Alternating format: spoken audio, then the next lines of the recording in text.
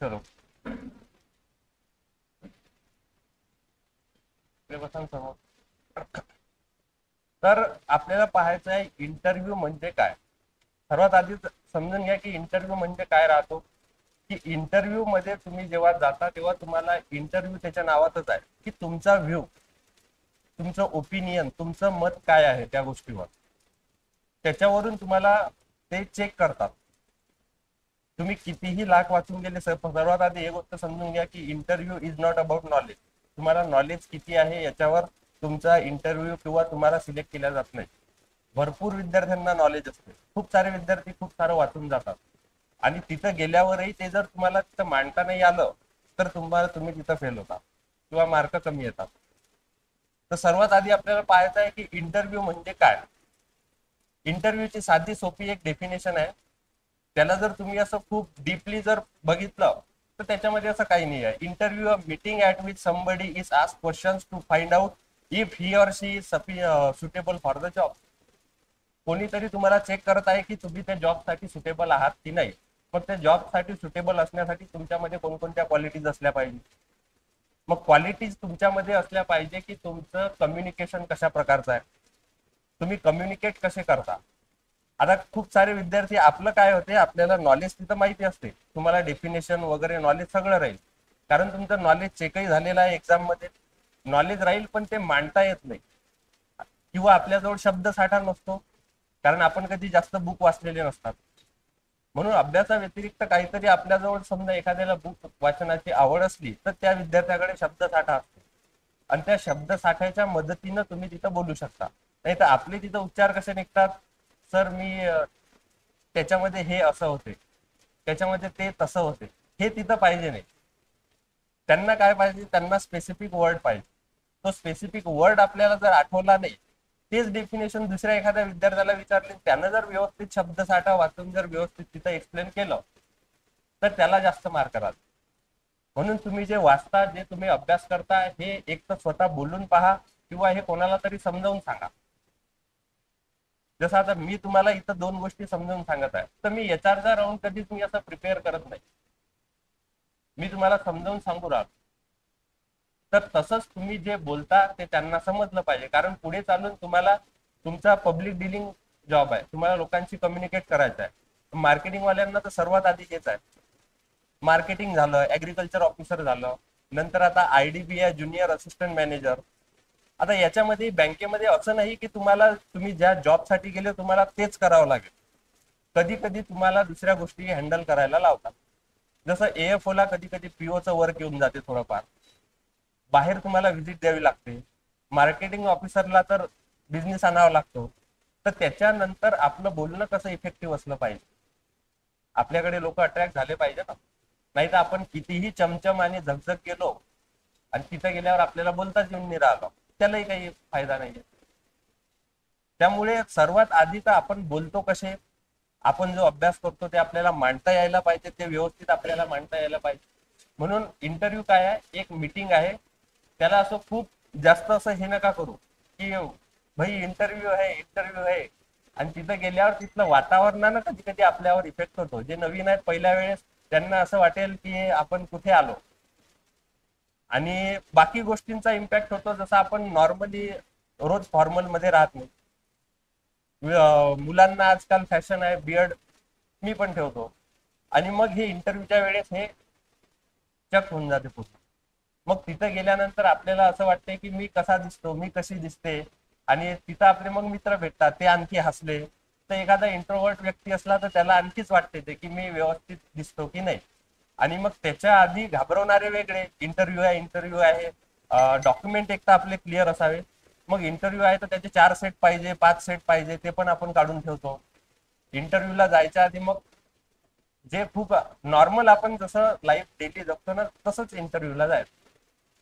फक्त बाकी व्यवस्थित असलं पाहिजे. असंही नाही तुमचे कपडे एकदम नवीनच असले पाहिजे की आपल्याकडे समजा आता काही आपण स्टुडंट लाईफ मध्ये आहोत, पैसे नाही, मग आपण त्याच्यासाठी काय करतो, 3-4 हजाराचे कपडे कपडे घेतल्यानंतर आधी ते कपडे घालून पहा, 1-2 दिवस त्या कपड्यांमध्ये थोडंफार चाला फिरा. आपण कधी फॉर्मल शूज घालत नाही, त्याच दिवशी फॉर्मल शूज वर चालतो. मुली त्यावेळेस वेगळे ड्रेस विअर करतात, मग त्यावेळेस आपल्याला ते कम्फर्टेबल आहे की नाही त्याच्यावर आपण थोडंफार दुसऱ्यांशी बोललो पाहिजे. नाही तर मग तिथे गेल्यावर कसं थोडा पाय तिरपा पडला, शूज घातला, शूज टाईट झाला, त्याच्यावरून चालता येऊन नाही राहतं. आपण मग आणखी कोणी सजेस्ट करते तुम्ही स्टुडंट विद्यार्थ्यांसाठी टाय टाय तुम्ही घाला, पण तोही आपण त्याच्यामध्ये कम्फर्टेबल असलो पाहिजे. नाही तर आपण तिथं प्रेशरमध्ये राहतो, त्या टायची एक लेस आपली अशी मागून पडलेली राहते.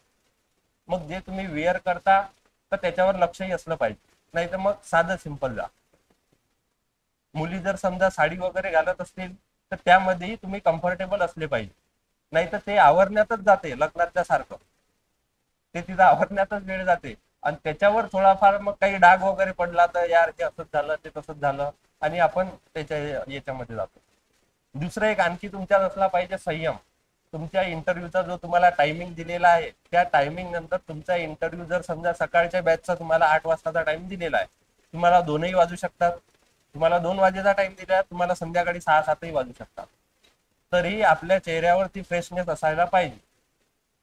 मग आपण तिथं थकलो, खूप भूक लागली म्हणून आपल्याला एनर्जी पुरेल असंच काहीतरी खाऊन जायचं, असंच सोबत ग्लुकोज ठेवायचं, एनर्जॉल ठेवायचं, तिथं आपण फ्रेश दिसलो पाहिजे. नाही तर मग माझा आपण मग परिस्थितीला दोष देतो तिथं, की सर्वांचा त्यांचा इंटरव्ह्यू सकाळी झाला म्हणून त्यांचा चांगला गेला, आणि मग माझा इंटरव्ह्यू सगळ्यात शेवट झाला आणि तो खराब गेला.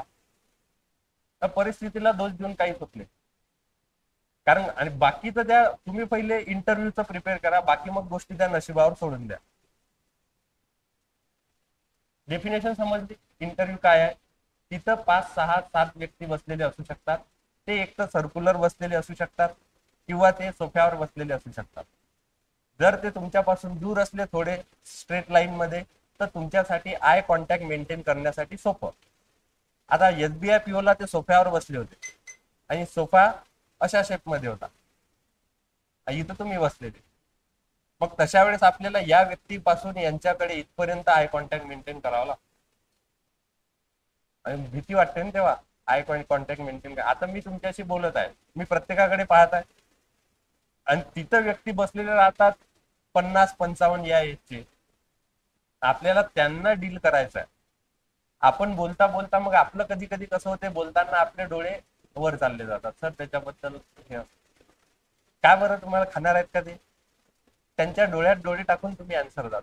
तिथं तुमचा कॉन्फिडन्स चेक केला जाते की विद्यार्थ्यामध्ये कॉन्फिडन्स नाहीये. आणि बोलायचंच आहे तुम्हाला 5-6 मिनिट जाऊन तिथं त्यांच्याशी डील करायचं आहे. आता त्याच्यामध्ये चेक काय काय केल्या जाते इंटरव्ह्यू मध्ये, तर तुमच्यामध्ये ह्या क्वालिटीज इंटरव्ह्यू मध्ये चेक केल्या जाते. तरी तुम्हाला नॉलेज नसेल तरी, आणि नॉलेज असलं पाहिजे. आपण अभ्यास का बरं करतो? कारण त्यांनी आपल्यामध्ये कॉन्फिडन्स येते की भाई मी थोडा पडके जा रहा हूं, मी वाचलेलं आहे आणि मी तिथं चांगल्या प्रकारे आन्सर करेल. मग याच्यामध्ये पहा तुमचं कम्युनिकेशन स्किल कसं आहे, तुम्ही बोलता कसे. तुम्ही नॉलेज खूप आहे पण ते तुम्हाला मांडता यायला पाहिजे. ते कम्युनिकेशन तुमचं कसं असावं, प्रॉब्लेम सॉल्व्हिंग ॲबिलिटीज. एखादी सिच्युएशन तुम्हाला दिली, तुम्ही या सिच्युएशनशी कसं डील कराल.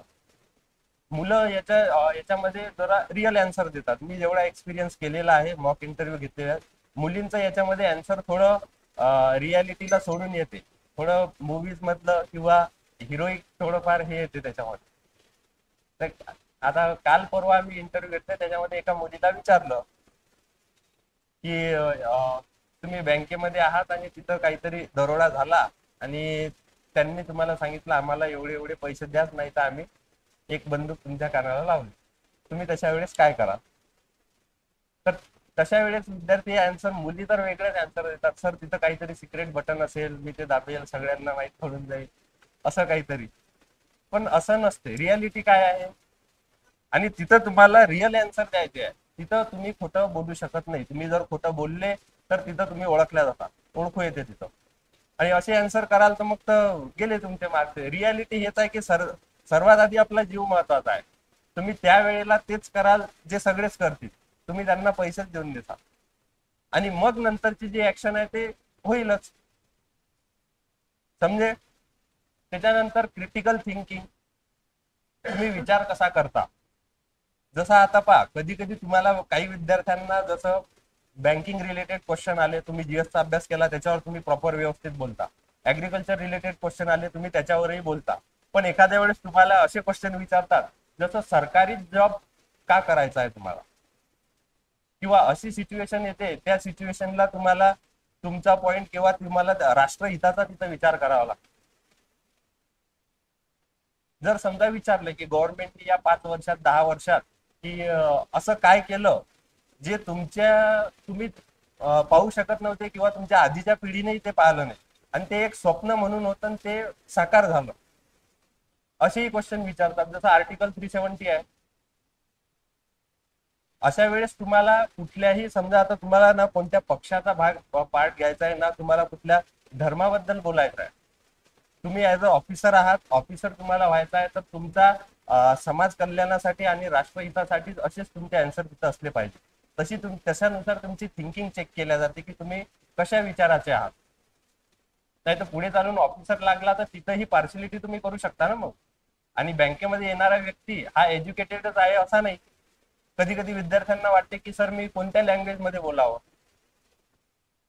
आता तिथं जर ते तुम्हाला जबरदस्ती करतील थोडीफार, काही जणांना इंग्लिश मध्ये बोलता येत नाही, मग इंग्लिश मध्ये बोलता येत नाही तर तशा वेळेस त्यांनी क्वेश्चन केला, तसं तर ज्या लँग्वेज मध्ये क्वेश्चन आला त्याच लँग्वेज मध्ये आन्सर करायला पाहिजे.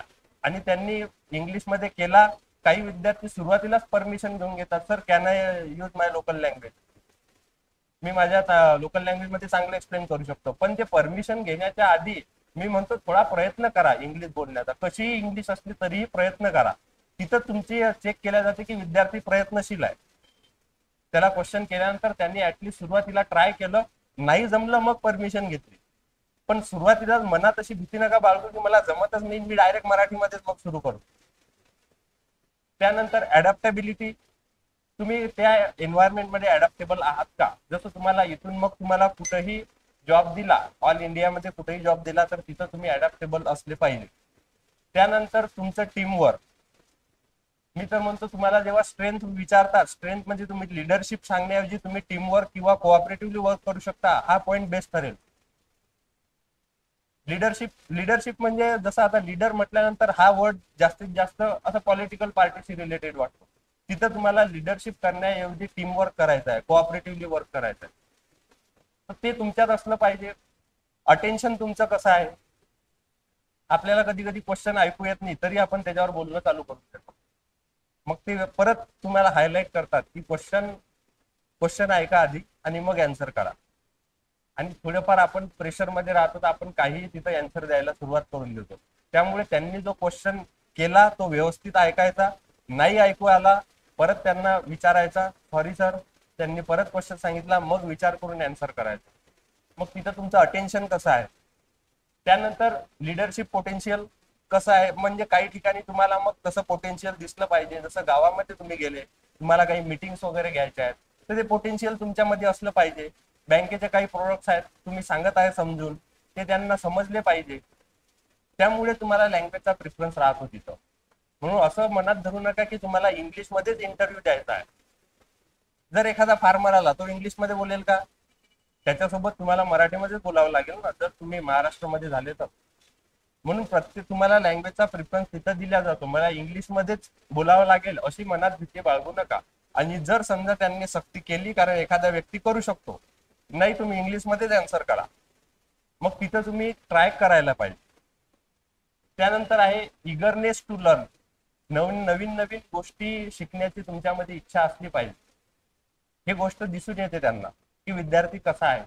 आणि ते बाकी इंटरव्ह्यू तर तुम्हाला बोलतातच, पण सुरुवातीच्या 2-3 मिनिटांमध्ये ते तुम्हाला ओळखून घेतात की विद्यार्थी कशा प्रकारे तिथं आन्सर करत आहे, तुमच्या हावभावावरून, तुमच्या डोळ्यांच्या भावावरून. नंतर आहे कॉन्फिडन्स, तुमचा कॉन्फिडन्स कसा आहे, पॉझिटिव्ह ऍटिट्यूड आहे की नाही. मग तुम्ही चालता कसे, तुम्ही बोलता कसे, तुम्ही बसता कसे, तुम्ही तुमच्यामध्ये मॅनर्स आहेत की नाही. कधी कधी सुरुवातीला, आता आमच्या वेळेस दरवाजाच्या बॅक साईडला चाब्या आहेत ना, चाब्यांचा गुच्छा लावलेला होता. आणि धडालकन दरवाजा उघडला तर ते चाब्या जोरात हालत होत्या. त्याच्यावरून ते थोडंफार डिसाईड करत होते की विद्यार्थी कसा आहे. त्याला ढिसाळपणा म्हणतात. आला तर आला आणि बसला तर बसला आणि ते पुढच्याही बाजूवर आला, असे असतात ना काही जण, असतात की नाही. त्यामुळे नाही तर मग बसताना जोरात खुर्ची ओढली, हे सगळं चेक करतात ते. तर ते तेव्हा चाब्या जेवढ्या जोरात हल्ल्या तेव्हा विद्यार्थ्याला मग समजत होतं की अरे यार आपण काय केलं.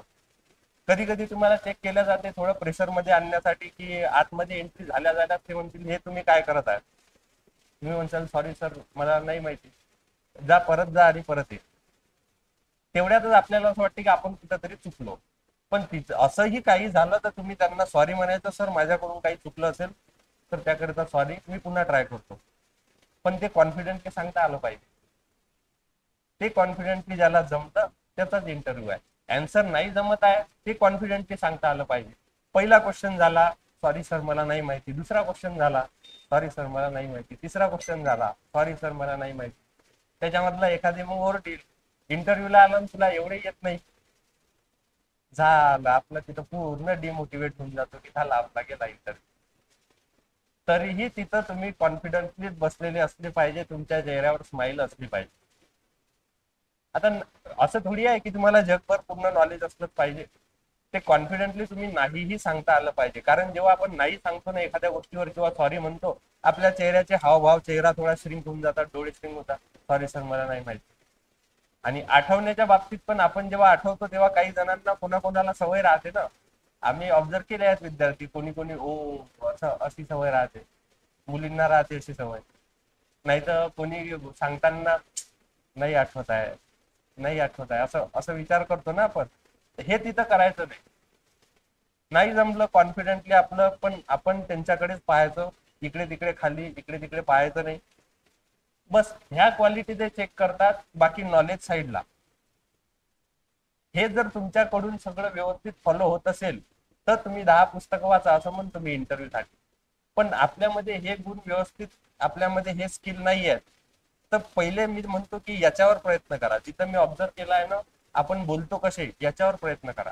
आपण इंट्रोडक्शन देतो तर इंट्रोडक्शन देतानाही आपलं इंट्रोडक्शन कसं असलं पाहिजे ते पहिलं इम्प्रेशन आहे आपलं.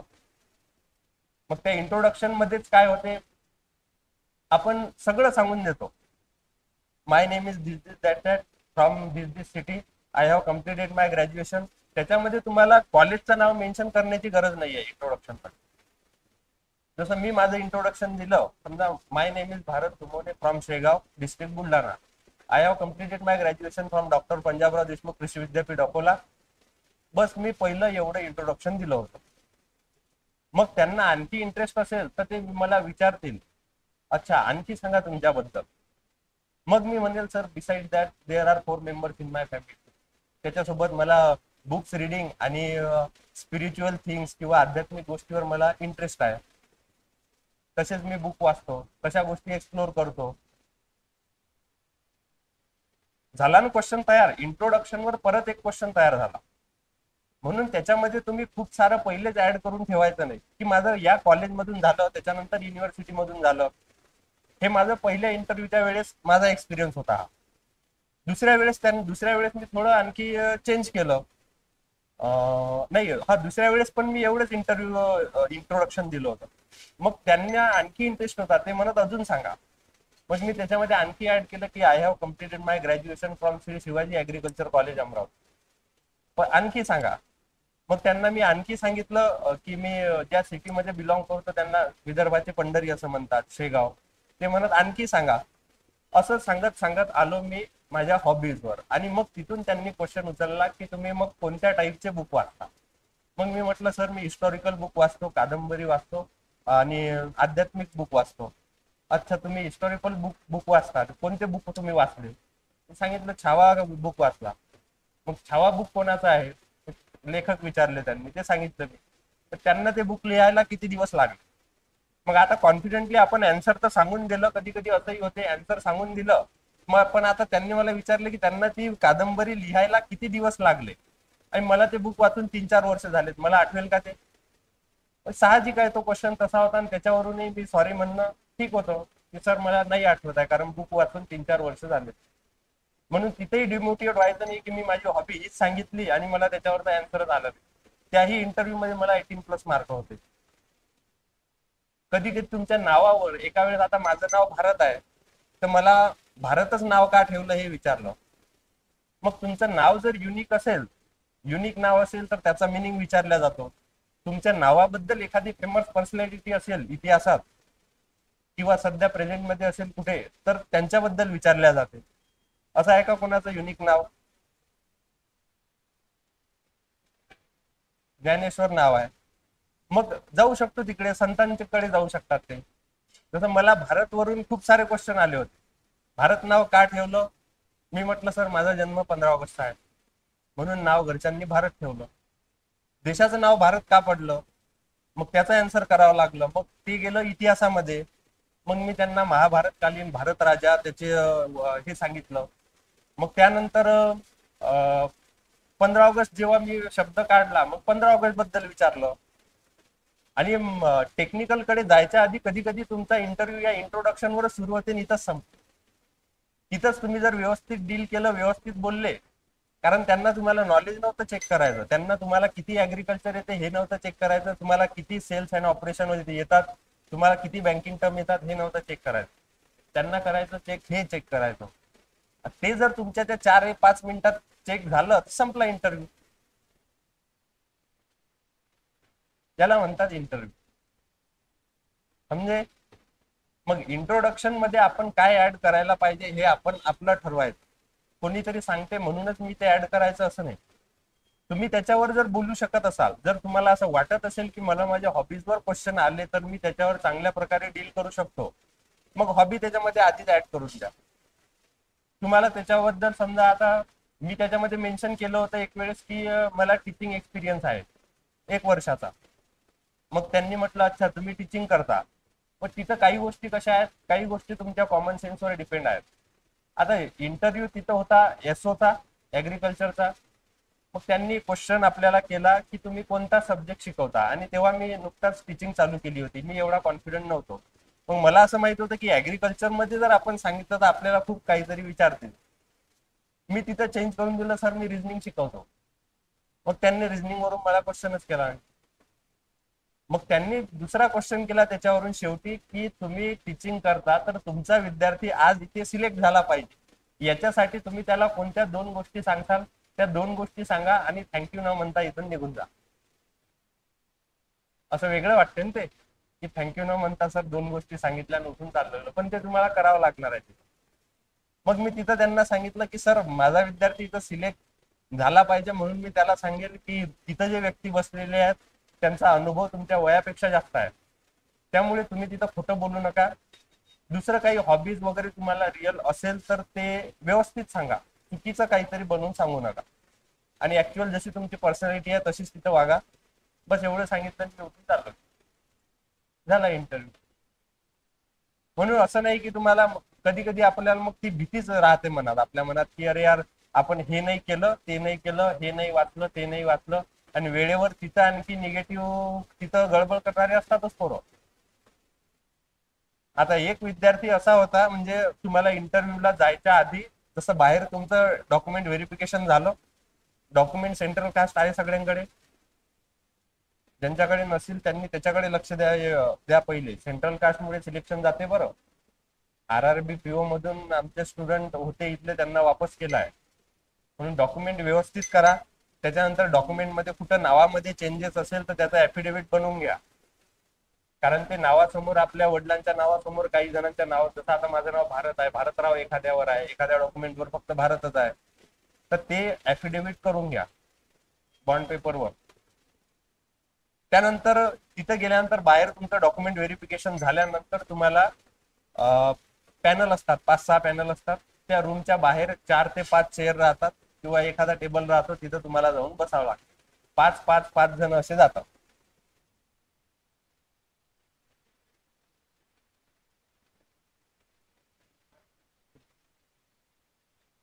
4:30 होऊन गेले. तिथं असं नका करू, तिथं जासाल ना व्यवस्थित.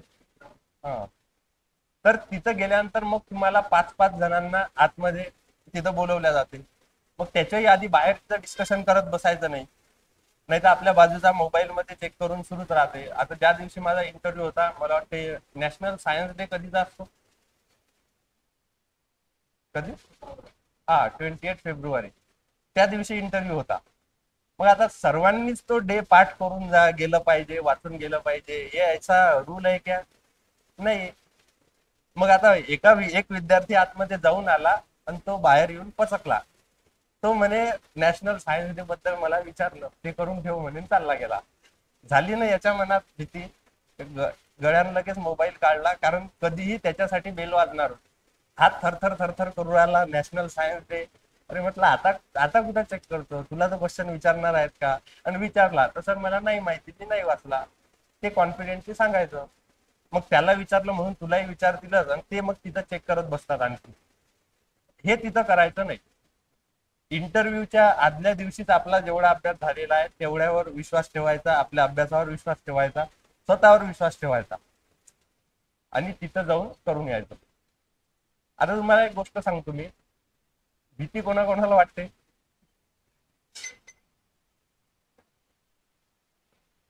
भीतीच आहे सगळं. ती भीती जर तुम्हाला नाही वाटली ना, तर मग तुमचा इंटरव्ह्यू व्यवस्थित जातो. सगळं काही त्या भीतीवरच येऊन अडकते काम. आता मी त्या दिवशी बुक वाचत होतो, एक बाबासाहेब पुरंदरेचं बुक होतं, ते राजशिव छत्रपती. आणि त्या दिवशी रिझल्ट लागला. रिझल्ट चेक करायच्या आधी भीती वाटते ना आपल्याला, आपल्याला होईल की नाही, होईल की नाही. आणि मग थोडंफार आता आणखी आमच्या ग्रुपमधले चर्चा करणारे सुरू होते. मग रिझल्ट लागला, रिझल्ट चेक करायच्या आधी ते बुक वाचत होतो, आणि त्याच्यामध्ये शिवाजी महाराजांचं ते आग्रा भेटीचं जे होतं, आग्र्याला ते जातात ना औरंगजेबाला भेटायला.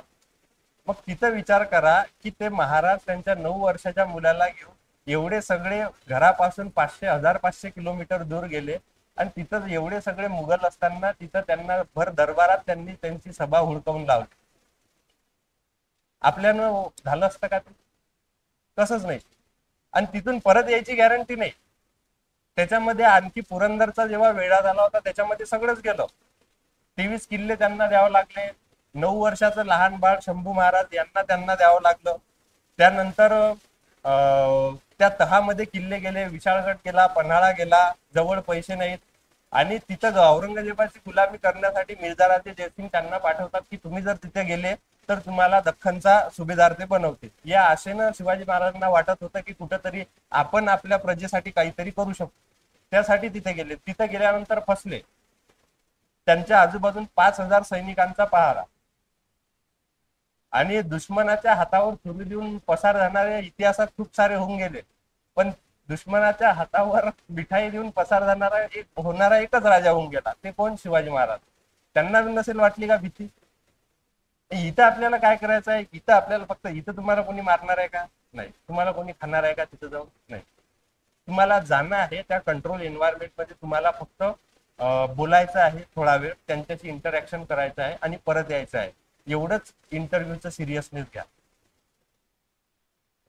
डेंजर काम होते बरं तिथं. काही जणांचं, नवीन वाल्यांचं पाहिलं आहे मी, कोणाची बीपीच कमी होते, कोणाचं शुगरच कमी होते, शुगर वाले सोबत शुगर घेऊन फिरतात, असंही होते तिथं. त्यामुळे जास्त टेन्शन घ्यायचं नाही त्याचं इंटरव्ह्यूचं. हेच तिथं चेक करतात जे इथं होतं ना. आता ह्या क्वालिटीज आपल्यामध्ये आहेत, नसतील तर याच्यावर थोडंफार लक्ष केंद्रित करा.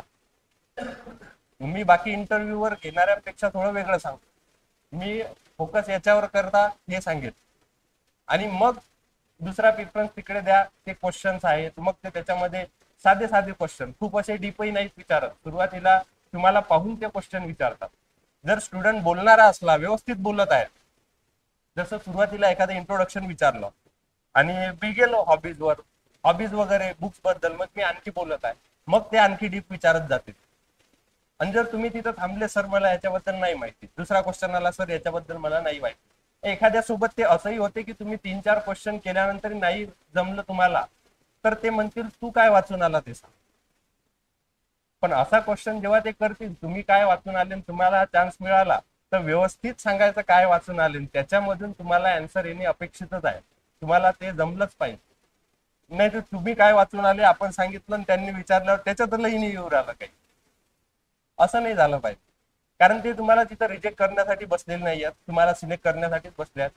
तुम्ही थोडेफार आधीच नर्वस दिसले तर तुमच्यासाठी तिथं पाण्याचा ग्लास पण येतो, तुम्हाला पाणी वगैरे पाजतील.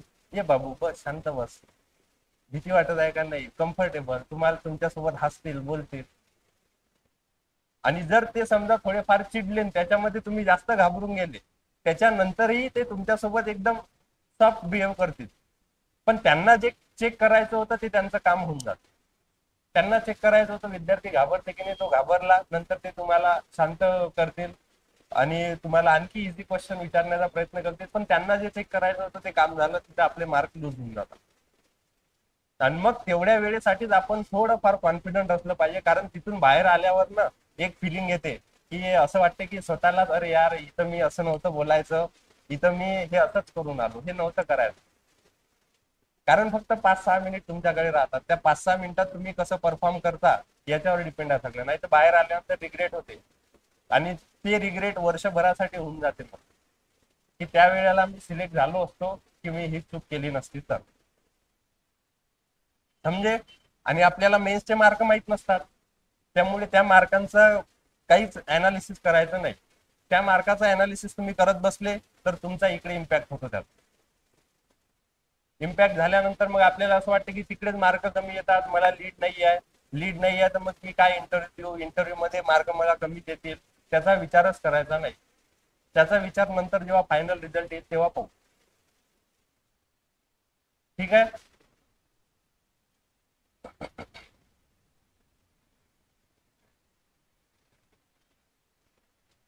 तर नेमका इंटरव्ह्यू मध्ये आणखी कोणकोणत्या टाईपचे क्वेश्चन विचारले जातात. आता त्याच्यामध्ये सर्वात आधी झाले HR क्वेश्चन.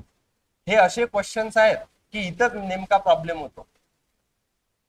प्रॉब्लेम इथं कसा, की इथं तुम्ही हे जे education qualification, sorry, bank related general awareness, जे तुमचं प्रोफेशनल नॉलेज आहे ते, तिथं तुम्हाला क्वेश्चनचं आन्सर नाही जमलं तर इथं तुम्ही सॉरी म्हटलेलं चालून जात. तुम्ही म्हटलं सॉरी सर मला नाही माहिती, कारण तुम्हाला हे माहीत असणं गरजेचं आहे का. तुम्ही आफ्टर सिलेक्शन बँकेमध्ये लागणार आहे, तुम्ही ते वर्क करणार आहे, तुम्हाला नंतर ट्रेनिंग दिली जाईल, मग तुम्ही सांगाल नेफ्ट आहे, RTGS आहे, कासा आहे, ATMचे टाईप आहेत, चेकचे टाईप आहेत, म्हणून तुम्हाला हे जमलंच पाहिजे असं नाहीये. नाही जमलं, तुम्ही अभ्यास केला, कारण तेवढे क्वेश्चन नॉमिनल आहेत की इंटरव्ह्यू मध्ये तुम्ही तेवढे तरी बोलले पाहिजे.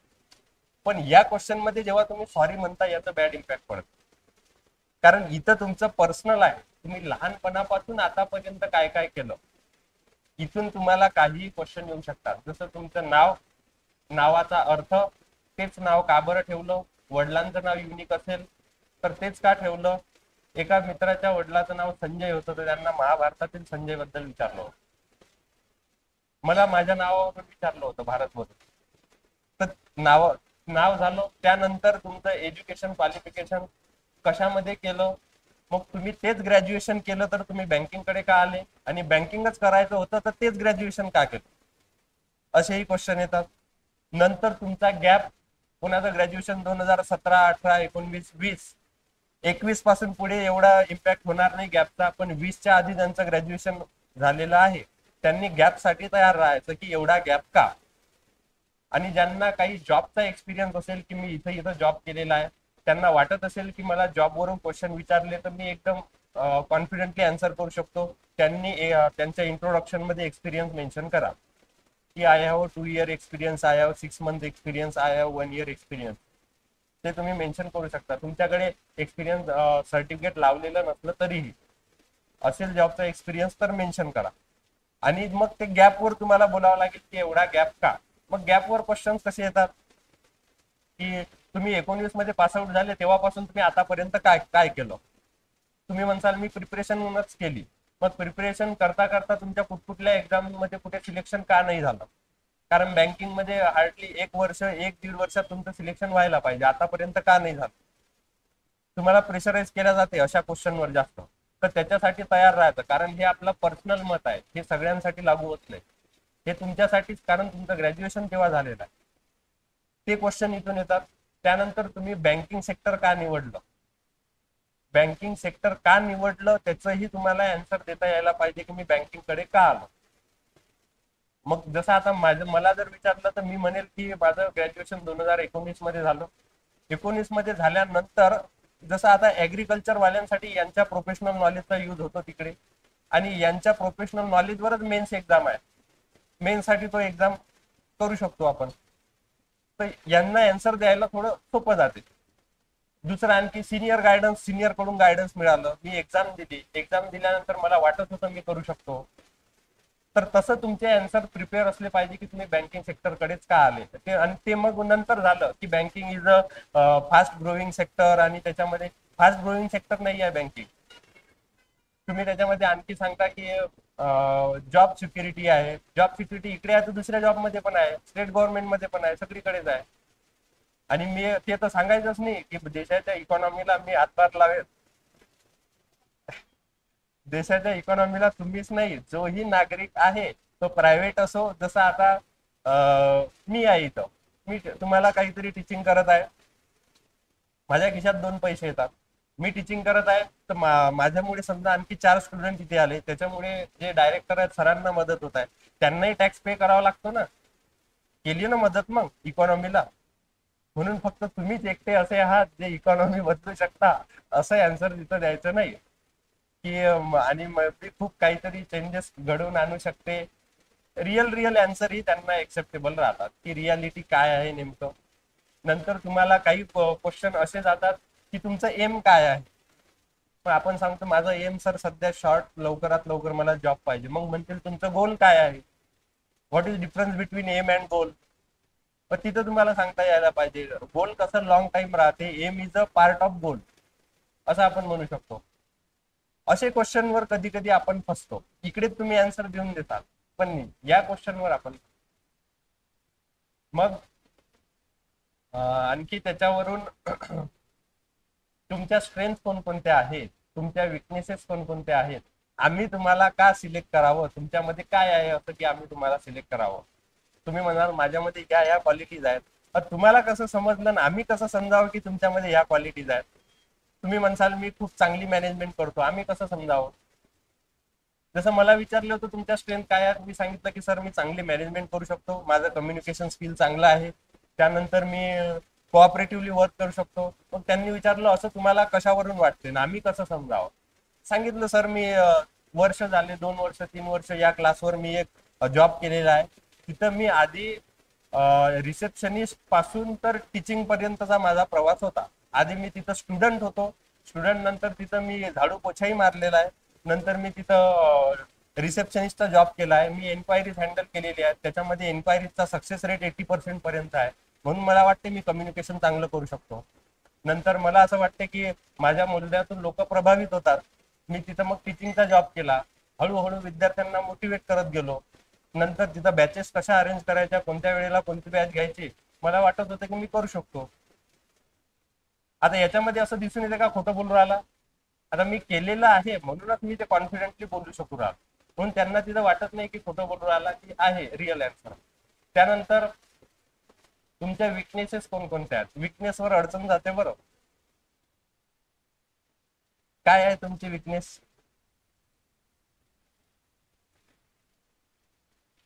कोण सांगू शकते. विकनेसच नाही आहे सर, आय एम परफेक्ट.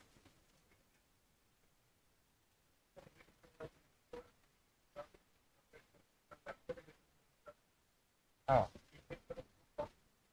अच्छा, हा, जास्त रिलेशन हे एक असू शकते आन्सर. मला आधी असं वाटलं की पब्लिक सोबत डील करतानाच मला प्रॉब्लेम. हा, आता पब्लिक डिलिंग करताना कधी कधी आपले रिलेशन वाढून जातात. मग कोणी कोणी कसं आता प्रत्येक छोट्या छोट्या गोष्टींसाठी मग कॉल करते, त्याच्यामुळे आपण आपले कामं सोडून मग ते तिथं थोडाफार मानसिक त्रास होतो की खूप जास्त कॉल येत आहेत, रात्रीपर्यंत कॉल अटेंड करावे लागतात. ही एक विकनेस असू शकते. पण ही एक विकनेस नसून हे थोडंफार आपणच अंगावर घेतो, असंही ते म्हणू शकतात. ही विकनेस नाही आहे, हे तुमचे रिलेशन चांगले आहेत म्हणून ते आहे, पण ते विकनेस नाही आहे. तिथं म्हणतील, ते म्हणतील की तुमचा हा स्ट्रॉंग पॉइंट आहे की तुम्ही तुमच्या बोलण्यातून 4 लोक जवळ करत आहात. विकनेस मला तर वाटते अशी असली पाहिजे विकनेस की ज्याचा तुमच्या जॉब प्रोफाईलवरही जास्त इम्पॅक्ट पडायला नको. आणि थोडंफार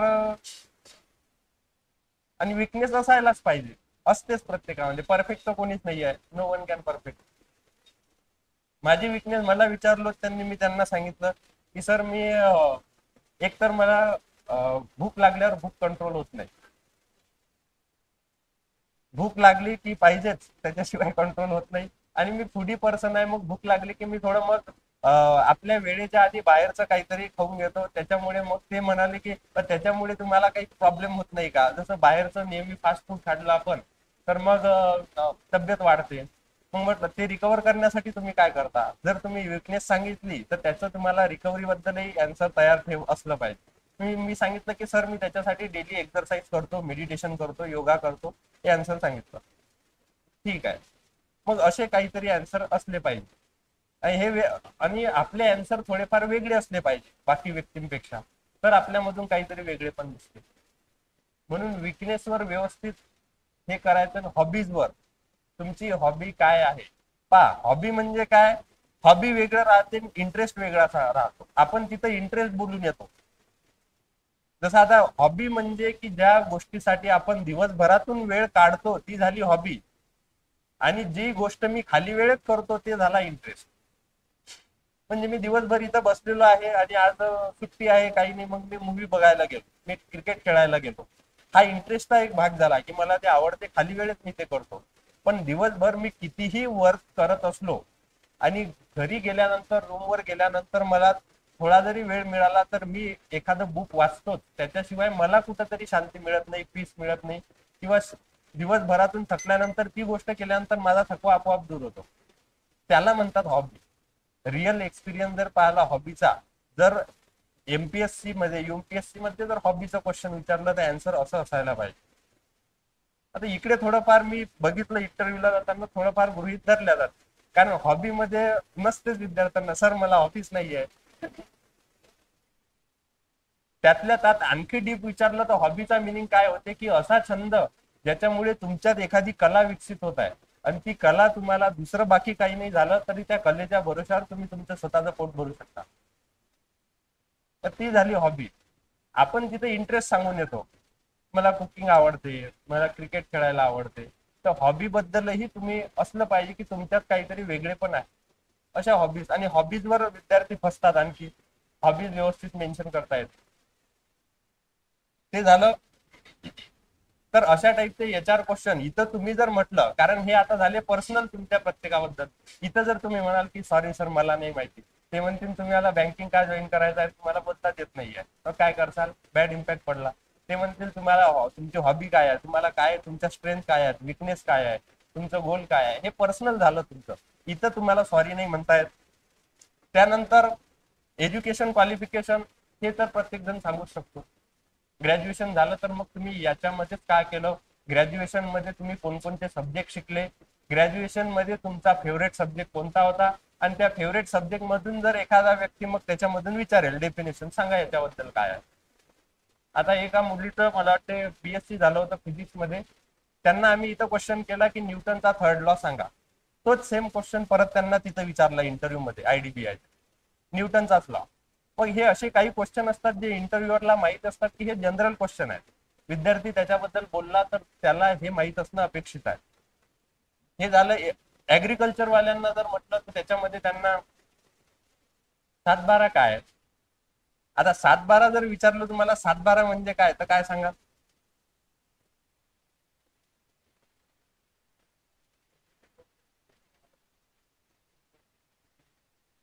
काय काय. हा हा.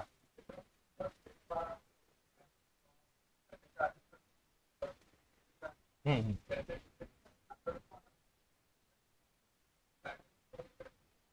बरोबर.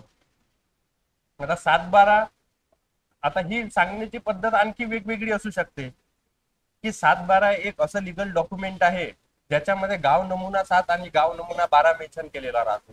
गाव नमुना 7 मध्ये सर वरच्या साईडला गाव नमुना 7 मध्ये 7-12च्या उजव्या बाजूला जमिनीचे एकूण क्षेत्रफळ किती आहे ते दिल्या जाते, जमीन कोणाच्या नावावर आहे किंवा त्या जमिनीवर वारीस कोण कोण आहेत हे सेंटरला दिल्या जाते.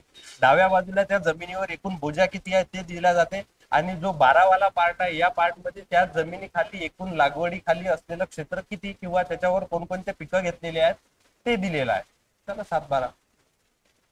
जर माहीतच नसलं सर 7-12 काय आहे, सर ते आपण तलाठ्याजवळून काढतो, हे लोकल आन्सर झालं, कारण सांगता येत नाही तेव्हा. सर ते तलाठ्याजवळून काढलं जाते, त्याचा सर्वे नंबर असते आणि त्याच्यावर हे दिलेलं राहते.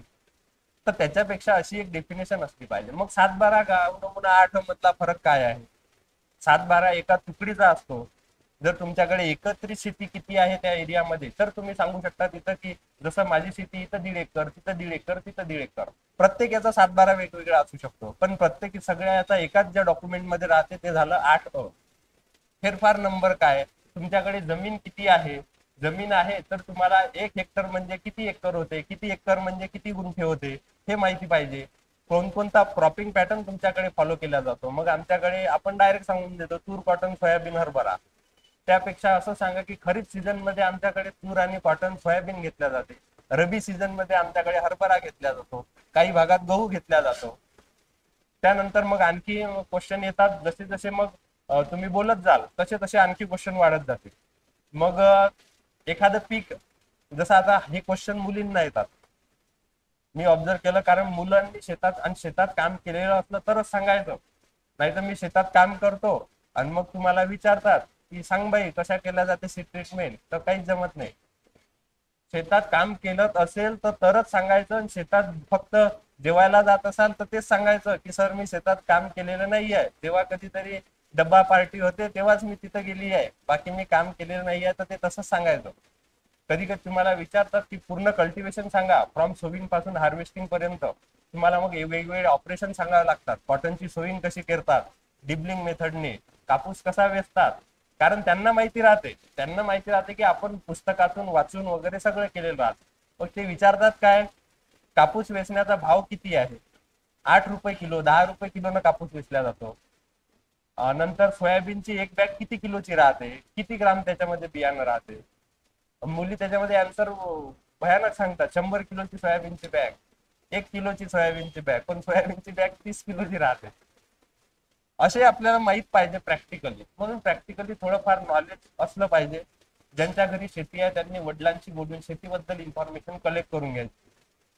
हे तर तुम्हाला माहितीच आहे, याच्याबद्दल बोलायची काही एवढी गरज नाही आहे. जसं बँकिंग अवेअरनेस, त्याच्यामध्ये मग नेफ्ट आहे, आरटीजीएस आहे, मनी ट्रान्सफर मेथड आहे, चेकचे टाईप आहे, मॉनिटरी पॉलिसी आहे.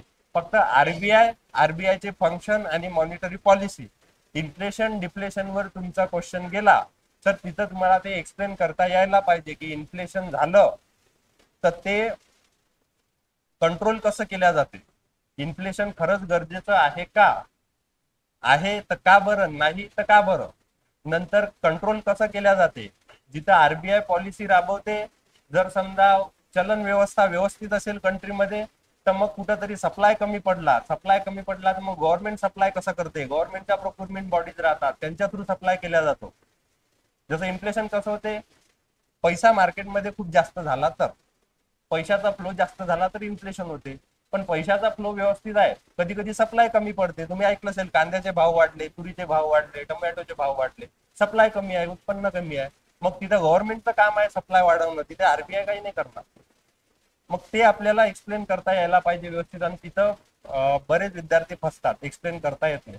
मग ते म्हणतील की इन्फ्लेशन कंट्रोल करण्यासाठी कोणता रेट वाढवतात, कोणता कमी करतात, की रेट कोणता, ज्या रेटला हात लावल्यानंतर बाकी रेट कसे बदलतात. जसं आता रेपो रेट कमी केला ना, रेपो रेट कमी केला तर कशासाठी, मार्केटमध्ये आणखी मनी फ्लो वाढायला पाहिजे. मनी फ्लो वाढला तर लोक बँकेकडे धाव घेतील, मार्केटमध्ये पैसा येईल, लोकांच्या खिशात पैसा येईल तर लोक कुठेतरी गुंतवणूक करतील, गुंतवणूक केली तर रोजगार वाढेल, रोजगार वाढला तर इन्फ्रास्ट्रक्चर वाढेल, इन्फ्रास्ट्रक्चर जसं वाढलं आणखी रोजगार वाढत जातील, गव्हर्नमेंटला टॅक्स जास्त येईल. म्हणून गव्हर्नमेंट इन्फ्रास्ट्रक्चर कडे भर देत आहे. ग्रोथ रेट कसा कॉन्स्टंट होता आधी, आता ग्रोथ रेट वाढवण्याकडे लक्ष दिलं गेलं पाहिजे. या गोष्टी तुम्हाला बोलता आल्या पाहिजे. आणि अशा स्पेसिफिक बोलता आलं असं नाही की तसंच आलं पाहिजे. हे जसं आता मी बोललो ना, साधं साधं असं बोललं तरी चालतं. म्हणजे तुम्हाला कन्सेप्ट माहिती आहे नेमकं काय होते आणि बँकेचा काय रोल आहे इकॉनॉमीमध्ये हे तुम्हाला समजते. कारण बँके थ्रू मॅनेज होत आहे हे सगळं. मार्केटमध्ये भाववाढ झाली, बँक मेडिएटर आहेत, यांच्या थ्रू मॅनेज होत आहे. आरबीआयचं काय काम आहे, गव्हर्नमेंटचं काय काम. म्हणून ह्या गोष्टी थोड्याफार एक्सप्लेन करता यायला पाहिजे. आणि सिच्युएशन बेस्ड, जसं मी आता बोललो, बटन तिथं दाबायचं नाही, सिक्रेट बटन तुम्ही दाबलं की तुमचं बटन वरून दबून जाईल ते. म्हणून तिथं रिअल आन्सर द्यायचे. कधी कधी एखाद्या वेळेस, आता त्या दिवशी मी क्वेश्चन केला होता की बँकेमध्ये एखादा व्यक्ती खूप ड्रिंक करून आला आणि तो तुमच्याकडे लोनची डिमांड करत आहे, तशा वेळेला तुम्ही काय कराल? महिला मंडळ, तुम्ही थांबा. तशा वेळी तुम्ही काय कराल? खूप ड्रिंक करून आला तो आणि तो म्हणते मला लोन पाहिजेच, तुम्ही काय कराल?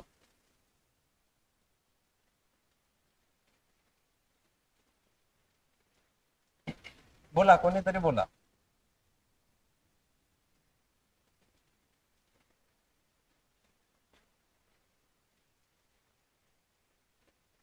नाही.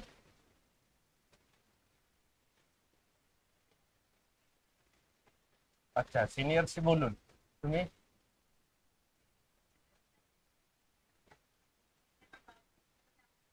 अच्छा, पिऊनला सांगून त्यांना बाहेर काढायला लावसाल तुम्ही.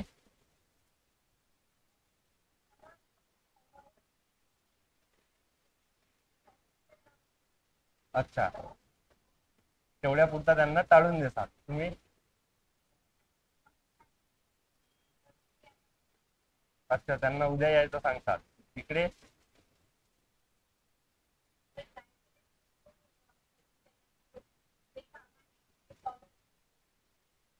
अच्छा, हा इकडे. नाही. इकडे आता तुम्ही काय कराल?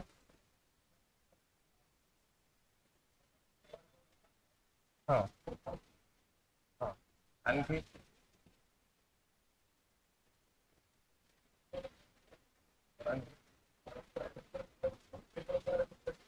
हा. हा. हम्म. हम्म.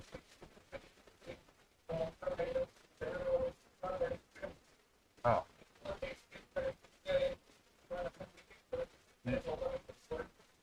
आता माझा क्वेश्चन काय होता, केअरफुली परत आहे का? की तो व्यक्ती ड्रिंक करून आला आणि तो तुम्हाला लोन साठी डिमांड करत आहे, पण तुम्ही डायरेक्ट त्याला टाळून कोण राहिले?